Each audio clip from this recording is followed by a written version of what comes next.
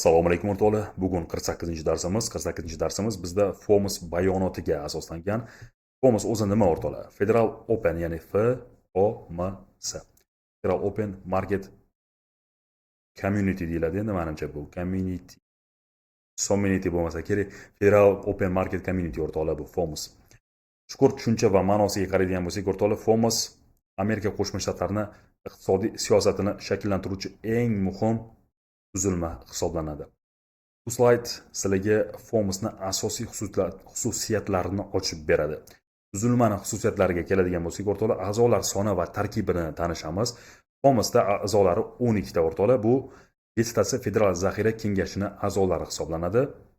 Bu 12 ta a'zo strategik ahamiyatga ega bo'lib, ular turli iqtisodiy sohalarda ekspertlardan iborat bo'ladi. Tushunarli o'rtoqlar. 5 tasi Federal zaxira bank prezidentlari bo'ladi. Endi ularni yig'ilish davriligi har 6-8 haftada bir marta bo'ladi. Vakolat doirasi o'rtoqlar Markaziy bank siyosatini belgilashda, iqtisodiyotni boshqarishda vakolatlari ularni. Yig'ilish mexanizmi muntazam ravishda 6-8 haftada bir marta o'tkaziladigan yig'ilishda global iqtisodiy jarayonlarni nazorat qilish imkoniyatini beradi ularga. Tushunarli bo'ldi deb o'ylayman. Endi hayotiy misol qilamiz o'rtoqlar. 2008-yildagi moliyaviy inqirozda FOMS o'z qarorlari bilan AQSh iqtisodiyotini jiddiy inqirozdan qutqargan. Demak, FOMS legenda ekan o'rtoqlar.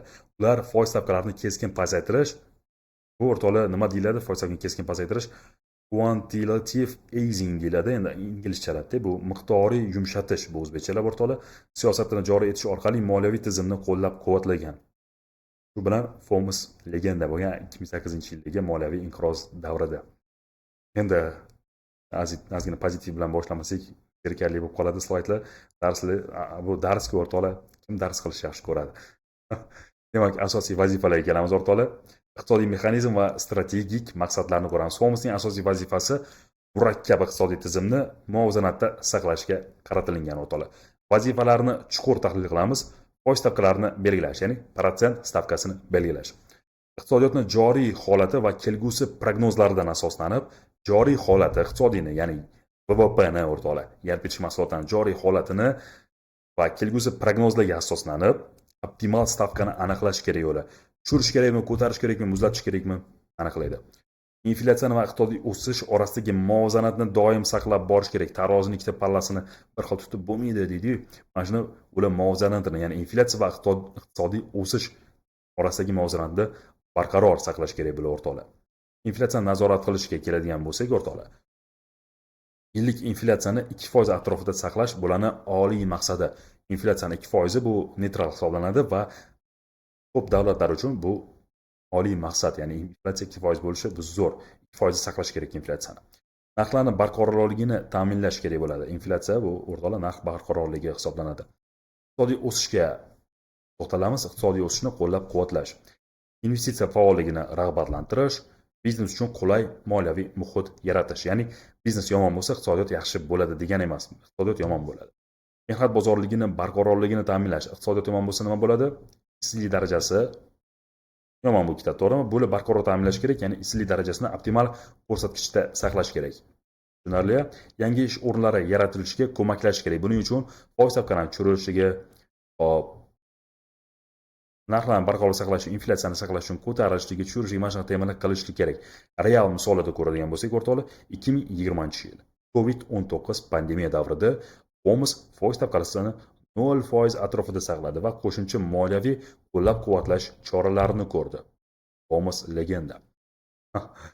2022-yil inflyatsiya ko'tarilishi bilan foiz stavkalarini bir necha marta oshirdi. Inflyatsiya 0% da ko'tariladi. Kreditlar 0% bo'lsa, ko'pchilik pul oladimi? Foiz to'lamagandan keyin nima bo'ladi? Hop, protsent stavkani ko'tarib, inflyatsiyani muvozanatlashtiradi o'rtoqlar. Real misolda xuddi shunaqa holatni ko'rdik, boshdan kechirgan. Demak, protsent stavkasi mexanizmiga keldik o'rtoqlar. Qaror qabul qilish parametrlarini chuqur tahlil qilib chiqamiz o'rtoqlar. Parametrlarning o'zaro bog'liqligini ko'ramiz. Inflyatsiya darajasi o'rtoqlar. Bunga nimalar kiradi? Inflyatsiya darajasi, iste'mol narxlari indeksi CPI, adashmasam bu haqda darsimiz bo'ldi o'rtoqlar. Asosiy inflyatsiya ko'rsatkichlari Core CPI bilamiz, narx o'sish tezligi. Biz qaror qilish parametrlarini, asosan biz emas, bu FOMS qaror qilish parametrlari mana shularga qaraydi va biz ham shularga qarab qarorni prognoz qilamiz o'rtoqlar. iqtisodiy o'sish ko'rsatkichlariga nimalar? Yalpi ichki mahsulotlar dinamikasi o'rtoqlar. Bu VVP o'rtoqlar, ishlab chiqarish hajmi nima bo'lyapti? Eksport import ko'rsatkichlari. Bu iqtisodiy o'sishni ko'rsatkichlari hisoblanadi o'rtoqlar. Ishsizlik statistikasiga to'xtaladigan bo'lsak, mehnat bozorining hozirgi holati, ish o'rinlari yaratilishi qancha yaratilyapti, nima bo'lyapti o'rtoqlar? Kadrlar aylanmasi va o'rtoqlar ishsizlik statistikasiga kiradi bu narsalar. Global iqtisodiy trendlarga to'xtaladigan bo'lsak, xalqaro savdo munosabatlari qanaqa? Bojlar joriy qilinyapti hozirgi vaqtda. Geosiyosiy vaziyat tinchmi, urush bo'lmayaptimi, tinchmi, hammasi zo'rmi, jahon moliya bozorida nima bo'lyapti? Mana shu temalar o'rtoqlar global iqtisodiy trendlarga kiradi. Mana shu to'rttasi bo'yicha qaror qabul qilish parametrlari hisoblanadi va shular bo'yicha siz ham qaror qabul qilishingiz mumkin. Bo'lmasa siz cheki qarorlarni mana shu orqali tahlil qilishingiz mumkin bo'ladi. Kompleks yondashuv mexanizmiga keladigan bo'lsak, o'rtoqlar, FOMS har bir parametrni alohida emas, balki ularning o'zaro ta'siri va integratsiyasini hisobga olgan holda qaror qabul qiladi. Ya'ni kompleks yondashuv mexanizmi. Bu nima ekan o'rtoqlar? FOMS har bir parametrni alohida bitta ko'rib emas o'rtoqlar, balki ularning o'zaro ta'siri biri-biriga ta'sir qiladi o'rtoqlar. Inflyatsiya iqtisodiyotga, iqtisodiyot ishsizlikka, global iqtisodiy trendlarga barchasi bir-biriga ta'sir qiladimi? Ularni integratsiya, ya'ni bir-biriga ta'sirini hisobga olgan holda qaror qabul qiladi va siz ham xuddi shunday yondashishingiz kerak bo'ladi. Demak, iqtisodiy ko'rsatkichlar tahlili. Bunga to'xtalib o'tadigan bo'lsak, asosiy iqtisodiy ko'rsatkichlar, asosiy indikatorlarning chuqur tushunchasini ko'ramiz o'rtoqlar. Har bir indikatorning ahamiyatiga to'xtalamiz. Yalpi ichki mahsulotlar, YaIM o'sishi, ya'ni VVPning o'sishi umumiy iqtisodiy faollikning asosiy ko'rsatkichi hisoblanadi bu o'rtoqlar. Davlat iqtisodiyotining o'sish sur'ati va potensialini bizga belgilab beradi. Iste'mol indeksi o'rtoqlar. Bu aholining moliyaviy farovonligini belgilaydigan narsa. Bu iqtisodiy ishonch darajasi, sotib olish qobiliyati, iste'molchilarni sotib olish qobiliyati bu iste'mol indeksi. Ishsizlik darajasi bu mehnat bozorining holatini ko'rsatib beradi bizga, aholining iqtisodiy faolligini ko'rsatib beradi o'rtoqlar. Ijtimoiy barqarorlik indikatori hisoblanadi bu. Ishlab chiqarish hajmi, sanoat potensiali qanday ketyapti, texnologik rivojlanish sur'ati qanaqa ketyapti, raqobatbardoshlik indeksi qanday ketyapti, bu ishlab chiqarish hajmiga kiradi. Endi kompleks tahliliy yondashuvda qaraydigan bo'lsak o'rtoqlar, barcha ko'rsatkichlar o'zaro bog'liq bo'lib, o'sha tushunasizlar bir-biri qanchalik bog'liqligini. Shuncha darsdan beri aytib yo'qman. Ularni integrallashtirilgan tahlili FOMS uchun strategik qarorlar qabul qilishda asosiy ahamiyatga ega hisoblanadi o'rtoqlar. Inflyatsiya boshqaruviga to'xtalamiz. Inflyatsiya nazorati strategik mexanizm haqida gaplashamiz. Inflyatsiya boshqaruv konsepsiyasi. Maqsadli ko'rsatkich inflyatsiya o'rtoqlar 2% atrofida bo'ladi. Iqtisodiy barqarorlik asosiy indikatori mol-mulk saqlash qiymati, iste'mol quvvatini muhofaza qilish bu maqsadli ko'rsatkich inflyatsiyaga kiradi. Demak, nazorat mexanizmiga to'xtalamiz o'rtoqlar. Pul massasini boshqarish. Demak, pul massasini boshqarish strategiyasi. Aylanmadagi pul miqdorini tartibga solish, bank kredit hajmini nazorat qilish, monetar siyosat vositalari. Bu pul massasini boshqarish strategiyalariga kiradi o'rtoqlar. Protsent stavkalarini boshqarish. Bu nima? Protsent stavkalarini boshqarish bu kredit resurslarini qiymatini tartibga solish, ya'ni bank beradigan kreditini tartibga soladi. Buning uchun bu tartibga solinganda nima kelib chiqadi bizda? Iqtisodiyotni rag'batlantirish, bozorini, albatta biznes faollikni, ishlab chiqarish hajmini barchasi uchun albatta bu resurslarini qiymatini tartibga solish, ya'ni foiz stavkalarini tartibga solish bajaradi o'rtoqlar bu narsani. Hayotiy misoldan ko'ramiz o'rtoqlar, 2021-2022 yillarda inflyatsiya 40 yillik eng yuqori darajaga ko'tarilgan. FOMS nima qilgan? Protsent stavkasini keskin oshiradi keyin. Inflyatsiya 40 yillik eng yuqori daraja o'ylayapsizlarmi? 40 yillik eng yuqori darajada keskin oshirishga majbur. COVID-19 davrida iqtisodiyotni qo'llab-quvvatlash uchun inflyatsiya boshqaruvi strategiyasi o'ylab topgan. Demak, ular inflyatsiyani boshqarish uchun foiz stavkalarini ko'tarish kerakligini o'ylab topgan. Demak, FOMS bizda nima ekan? Bu legenda ekan. Global iqtisodiy kontekstga to'xtalamiz o'rtoqlar. Asosiy global iqtisodiy omillarga keladigan bo'lsak, xalqaro savdo munosabatlari o'rtoqlar. Global savdo trayektoriyalari, import-eksport dinamikasi, savdo urush qurilmalarining iqtisodiy ta'siri bu bizda xalqaro savdo munosabatlariga kiradi. Geosiyosiy vaziyatlarda biz bilamiz, geosiyosiy vaziyatlar og'ir, yomon shunaqa deymiz o'rtoqlar. Bu yerda davlatlarning o'zaro munosabati, iqtisodiy sanksiyalar, bloklash, mana neft Birovimiz videolarimni ko'rayotganda biladi, ya'ni brifinglarda hozir Eronni sanksiyaga tushirganligi, Venesuelaga sanksiya qo'ygan, kim neft sotib olsa 25% boj joriy qilishligini aytgan AQSh, to'g'rimi? Mana shunaqa temalar o'rtoqlar iqtisodiy sanksiyalar bloklash bu geosiyosiy vaziyatlarga kiradi bizda. Siyosiy barqarorlik ta'siri mana shunaqa noaniq holatlar. Tramp siyosati hozir bizda siyosiy noaniqlik, ya'ni beqarorlikka kiryapti va barqarorlik endi geosiyosiy vaziyatga kirmaydi, beqarorlik kirishi kerak bu yerda. Demak, jahon moliya bozori tendensiyalariga to'xtaladigan bo'lsak, global investitsiyalar oqimi, ya'ni moliya bozoriga qancha ko'p investitsiya kirsa nima bo'ladi o'rtoqlar? U o'sish tempi bo'ladi o'rtoqlar. Valyuta kurslarini dinamikasi, ya'ni valyuta kurslarining o'zgaruvchanligini, bu jahon moliya bozori tendensiyalariga kiradi. Xalqaro moliyaviy siyosatlar, ya'ni moliyaviy siyosatlarni hozir ko'pini nima qilyapti? Tramp boshqaryapti desa ham bo'ladi.